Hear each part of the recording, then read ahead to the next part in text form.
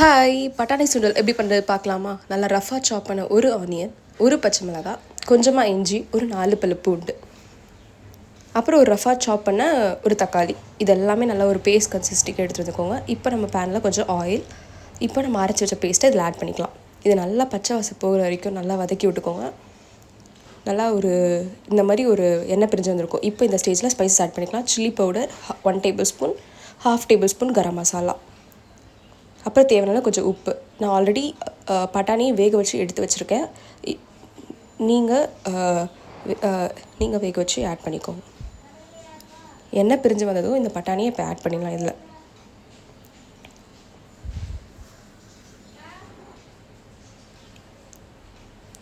நல்லா கிரேவியாக வரணும்னா இன்னும் கொஞ்சம் தண்ணி ஆட் பண்ணிக்கோங்க.